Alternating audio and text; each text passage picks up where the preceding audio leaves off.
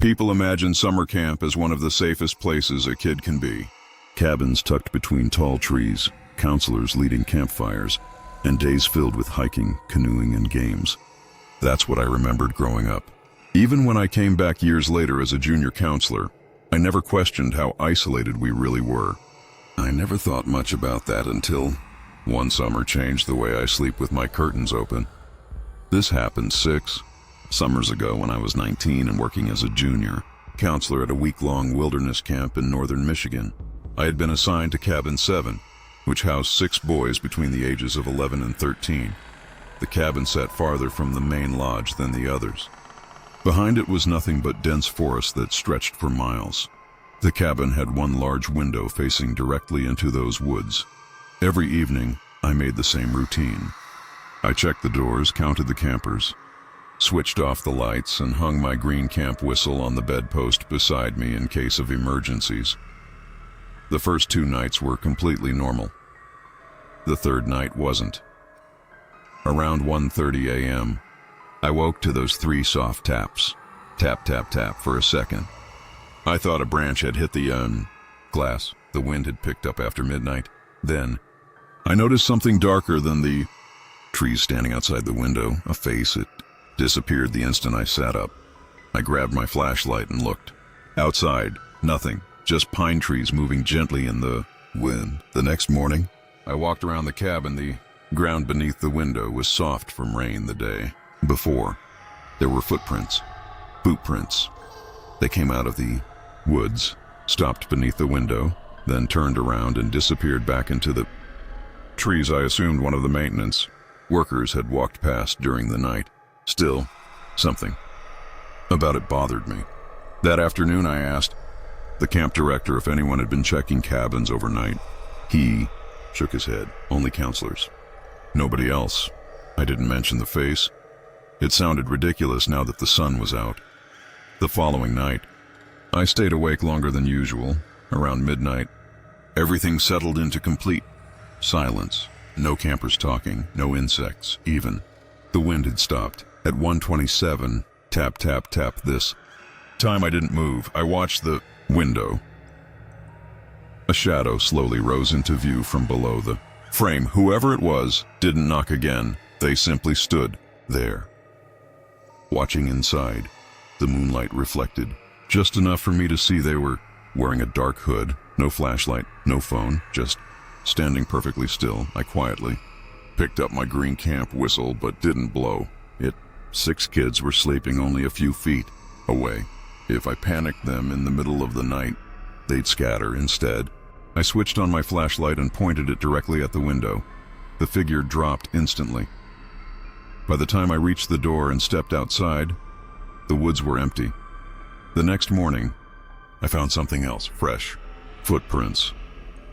Exactly where the figure had been, standing. One of the older counselors joked that maybe someone from another cabin was trying to scare us. I wanted to believe him, until one of my campers pulled me aside after breakfast. He looked embarrassed. I didn't want to tell anybody. What is it? I saw someone outside 2 nights ago.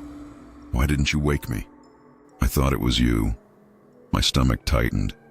What made you think that? They were standing by your window. That afternoon, I decided to make one small change.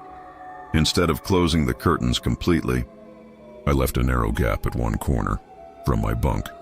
I could see the window without anyone outside. Realizing I was watching, nothing happened until almost 2 in the morning. Then, the same hooded figure appeared, slowly, carefully. They crouched beneath the window first, then stood just high enough to look inside. This time I saw something I hadn't before. They weren't looking at the campers. They were looking directly at my bed, as if checking whether I was asleep. I stayed completely still.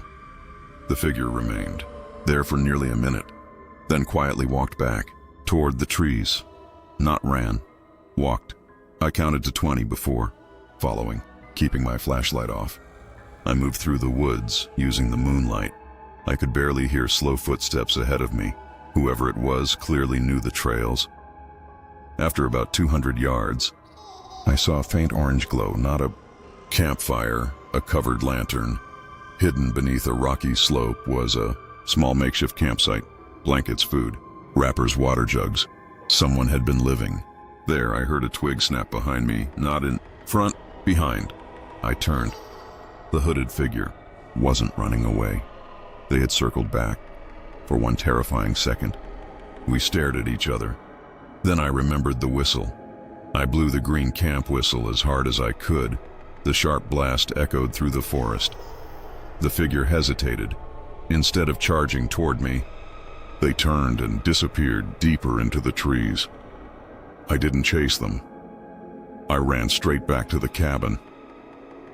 By the time I reached the clearing, lights were coming on in nearby cabins as other counselors stepped outside, trying to figure out what had happened. Simply told them someone had been in the woods and that we needed to keep everyone together until sunrise. The rest of the week passed without another incident. Whoever had been watching our cabin never returned, at least not while we were there. Still have that faded green camp whistle hanging on a hook near my front door. Its plastic is scratched, and the lanyard has nearly worn through. Every time I see it, I remember something I noticed only after camp ended. The footprints outside. Our cabin always stopped beneath the window. They never continued toward the door. Whoever was out there was never trying to get inside. They only wanted to know who was sleeping closest to the glass.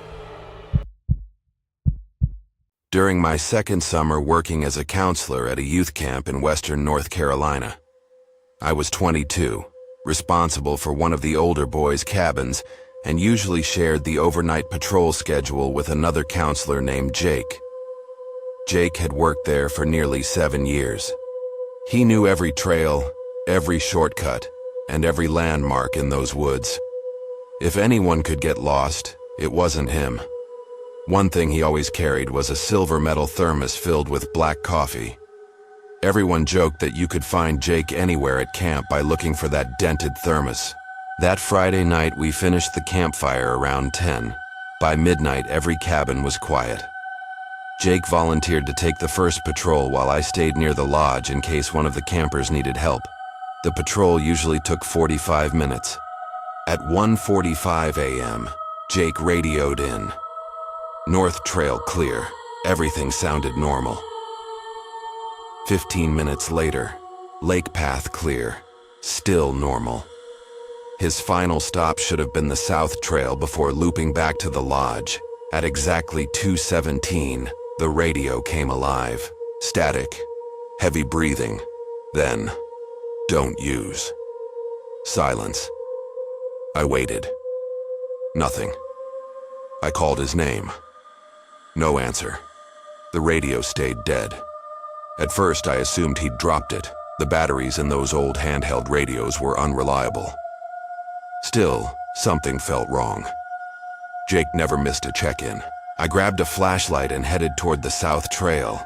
The woods were unusually still. Even the frogs near the lake had gone quiet. About 10 minutes into the trail, my flashlight landed on something lying beside the path. The silver metal thermos. Its lid had rolled several feet away. Coffee had soaked into the dirt. Jake never left that thermos behind. Ever. I picked it up. It was still warm. That meant he couldn't have been far ahead. I called his name. Only echoes answered. Then, somewhere deeper in the woods, I heard footsteps. Walking. Not running. Slow. Deliberate. I switched off my flashlight and listened. The footsteps stopped immediately. I stood completely still. After several seconds, they started again, closer this time. I backed toward the trail without making a sound. The footsteps matched me. One step, pause, another step. Always after mine. Whoever it was didn't seem interested in hiding anymore. I turned my flashlight back on and swept it across the trees. Nothing, just trunks and shadows. Then the beam caught fresh cuts on a pine tree. 3 diagonal slashes, about chest height. I had walked that trail hundreds of times. Those marks hadn't been there before. As I continued backing away, I noticed another tree, the same 3 slashes, then another. The marks continued deeper into the forest, leading away from the trail, not toward camp, toward somewhere else. I remembered something Jake had once told me. If you ever see trail markings that don't belong to camp, ignore them. They weren't made for us. I finally made the decision to turn back. Finding Jake wouldn't help if I disappeared too. As I reached the main trail again, I heard something behind me, a whistle. One short blast, Jake's emergency whistle. Without thinking, I started toward the sound. After only 20 yards, I stopped. It came again, exactly the same distance away. No matter how fast I walked, it never seemed to get closer. That's when I realized someone could be moving while blowing it, trying to pull me deeper into the woods. I forced myself to stop following it. Instead, I climbed onto a large boulder beside the trail and stayed there until the eastern sky began turning gray. As daylight spread through the trees, the woods looked completely different. The strange trail markings ended less than 50 yards from where I'd spent the night. Beyond them was a small clearing. Inside the clearing were sleeping bags, empty food cans, fishing gear, and several camouflage tarps stretched between trees. Someone had been camping there for a long time, much longer than a weekend.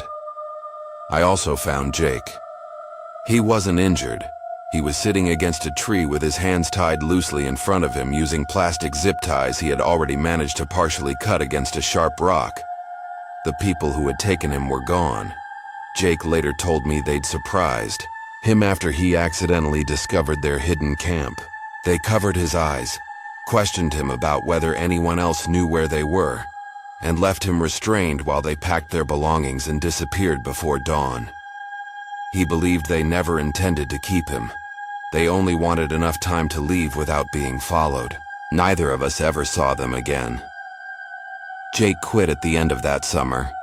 He said the woods felt different after that night. I understood exactly what he meant. The silver metal thermos still sits on a shelf in my garage. The dent from where it hit the rocks is still there. Sometimes I catch myself looking at it before I leave for work. Not because it reminds me of Jake, because every time I see that dent, I remember standing alone on that trail, listening to a whistle that always stayed just far enough away to make me believe I could still catch whoever was making it. In my final summer working at a lakeside camp in northern Wisconsin, I was 23 and supervised 2 cabins of boys between 12 and 14 years old. Every evening before lights out, counselors completed attendance. Every camper had to be accounted for. Every name, every bed, no exceptions. Clipped to my belt was a yellow cabin key, the only key that locked and unlocked our cabin after curfew. I carried it everywhere. The first strange thing happened on a Tuesday. After dinner, everyone gathered at the outdoor amphitheater for songs and announcements. As I counted my group, I got 37. I counted again. 36. I blamed myself. Kids moved constantly. Someone probably switched rows. Nothing seemed unusual. That night, I checked every bunk before locking the cabin. 36 campers. Exactly right. Around 2 in the morning, I woke to the sound of footsteps outside. Not running, walking slowly over gravel. I assumed another counselor was making rounds. The footsteps stopped outside our cabin window, then continued toward the next cabin. The following morning, one of my campers asked a strange question. Who was the older kid standing by the volleyball court last night? What older kid? The one wearing the gray hoodie. I thought he was one of the senior campers. We didn't have any senior campers wearing gray hoodies. I shrugged it off. Maybe he'd seen a counselor.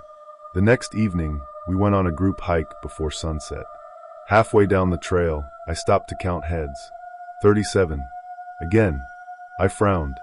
One boy stood near the back of the group. Gray hoodie, hands in his pockets, head lowered. I couldn't remember which cabin he belonged to. Before I reached him, another camper asked me a question about the trail map. I looked away for only a few seconds. When I turned back, the boy was gone. I assumed he'd stepped behind someone else. Back at camp, I checked the attendance lists. Every camper was accounted for. No extras, no missing names. That night I mentioned the gray hoodie to another counselor.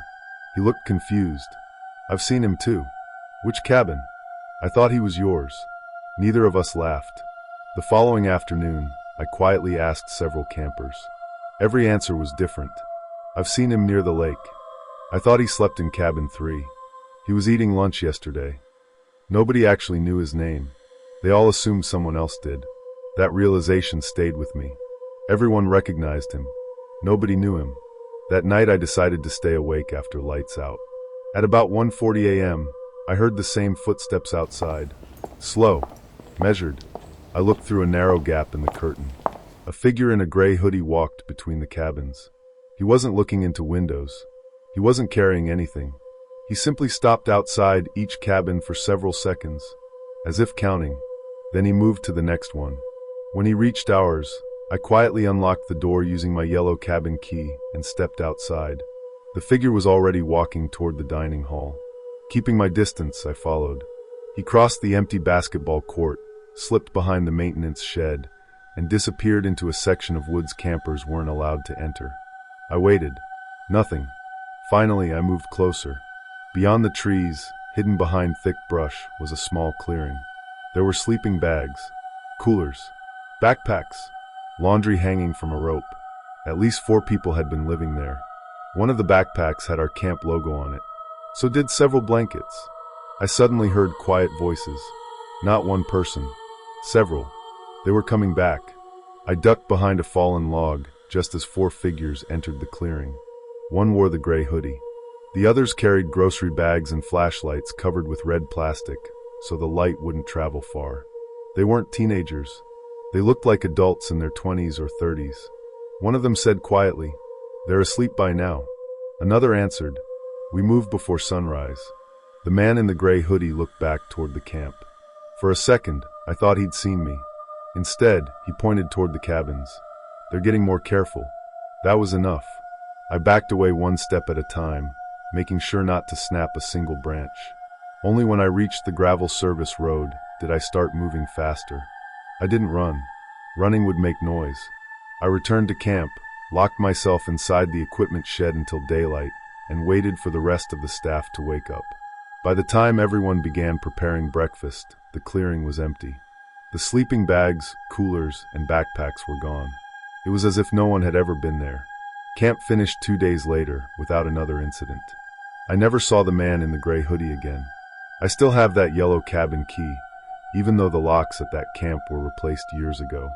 Sometimes I turn it over in my hand and remember the attendance sheets.